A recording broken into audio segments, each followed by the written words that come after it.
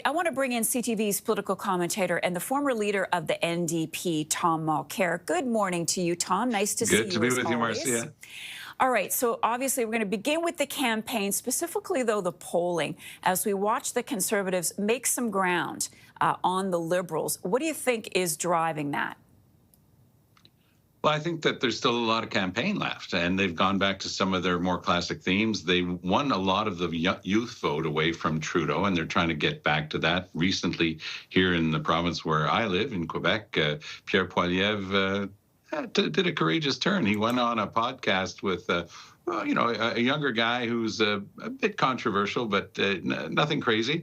But it was a gutsy move because 150,000 people, and I would guess probably mostly young people, have seen the podcast since. So that's the type of thing that's going on. Poilievre has been putting a lot of effort into these massive rallies, but it's worth pointing out that those massive rallies, one, take a lot of the manpower away from doing things like organizing the advanced polls. Two, are mostly there to shore up their base. But at the same time, it shows that he's more than willing to come up with a crowd like that in a place like Edmonton in Alberta, where he's going to get 60% of the vote in the province. He'll get 60% of the vote in Saskatchewan. But that's a lot of that vote, for want of a better term, is wasted in the sense that the close ridings of the GTA, the Liberals should run the table. And they'll be winning those ridings by 1,000, 2,000, 3,000 votes mostly. But for them, it's still a riding. And that's the thing. The efficiency of the Liberal vote, combined with the fact that there's a greater potential universe of voters for the Liberals. In other words, there are a lot of NDPers, as they're dropping Singh, and we're seeing they're in single digits now, who are going over to the Liberals. Few of them would go over to the Conservatives. I can't think of any Greens who would go over to the Conservatives, and they seem to be dropping their party as well. So the Liberals are filling up their vote count with potential votes, because nobody's voted yet, but they're filling up their potential vote count with a lot of Green and NDP votes, and that's what's worrying, of course, the Conservatives. Has there been a slight narrowing? Potentially, but the most recent polling yesterday shows that the lead for the Liberals is still substantial, and when you factor in those two things, the efficiency of the Liberal vote and the fact that they've got a wider universe to pool from, I think it still makes it quite clearly the Liberals in the lead. Let's talk a little bit more, Tom, about the crowds.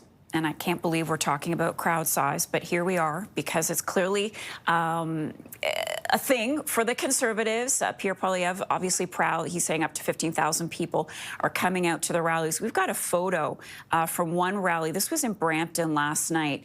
And a bunch of people were there. Hopefully we can pop that up and show their shirts. And clearly they are questioning, these folks that were at the rally last night, the polls and the work that's being done by pollsters, and the shirts say, "Do you believe the polls?" So, Tom, do crowds translate into votes generally? Generally not, but I can recall that in the 2015 campaign, because I was part of it, where Justin Trudeau held one very large rally, and I believe it might have been in Brampton, and he used that for a lot of his ads after that, because people weren't sure about Trudeau. They didn't know him very well, and he used that as a way to pop. What I believe is happening here with Poilievre is he wants to reassure his base that despite what they're reading in the polls, he's still very much in this race. That's his main argument for the last part of the campaign. And as I mentioned, nobody's voted yet, and there's still lots of campaigning left. Next week, we've got the major French and English debates happening one after the other on Wednesday and Thursday, and that'll be the final turning point, because right after that, you're into the advanced polls, and then people will actually be voting. So the Conservatives are going to be putting on a full court press. It's interesting, at the very beginning of the campaign, he seemed a bit rattled by the negative polls, Poilievre did, but now he seems to have just said, look, I'm going in. All my energy, all my time, all my effort is going to go into this final stretch, and he's putting a lot into it. At the same time, the Liberals haven't shied away. They're very, look, I can tell you from having dealt with them many times as a politician, the Liberals are outstanding at the advanced polls. The Liberal voters tend to be a bit older. Getting them out for the advanced polls is quite easy if you can organize transport for them, and getting as many of those votes in the box as soon as you can. You know, if something really unbecoming happens in the last few days of the campaign, it won't rattle any of the votes that are already in the ballot box. And so this is the number one trick of the Liberals that I've learned over the years. They're excellent at getting that done. So is there a trade-off, or how are resources better spent? Is it on a large rally, like we've seen Poilievre have almost every night that he's out campaigning, or door knocking, old-fashioned door knocking ads and phone calls, Tom? Tough call. And I think that in terms of reassuring his base, Poilievre had to do it. He had to organize a couple of these massive rallies to say, don't worry about anything anybody else is telling you. We're still very much in this race.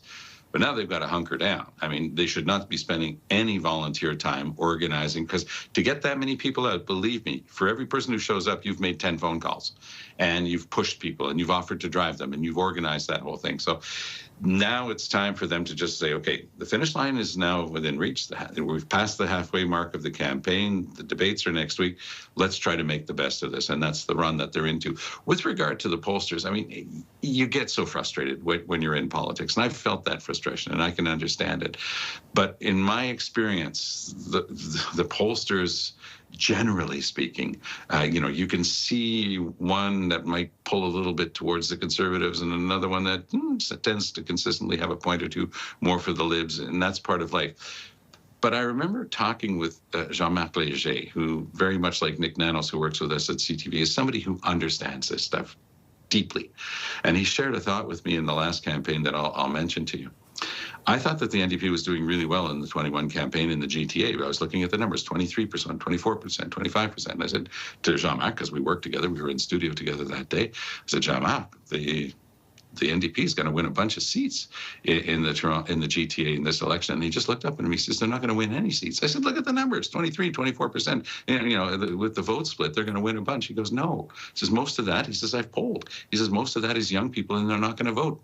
So when you know that 50, 60% and up, sometimes more than 60% of young people don't even bother voting, he was making an analysis based on a deeper understanding. So it can be frustrating when you're in politics. You're hearing good things from everybody on your campaign. You think it's going well, and a pollster tends to put a bit of a damper on it. But overall, the pollsters, in my experience, are doing a professional job, and they're helping people understand the race. And they'll say that they're not influencing votes, but between you and me and the gatepost, pollsters influence votes. I mean, their polls have a determining influence on how people feel about the candidates, how they feel about the campaign, and how they feel about their own vote.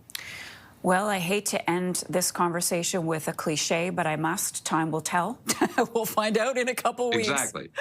Tom Mulcair, good to have you with us this morning. You take care. All the best. You too.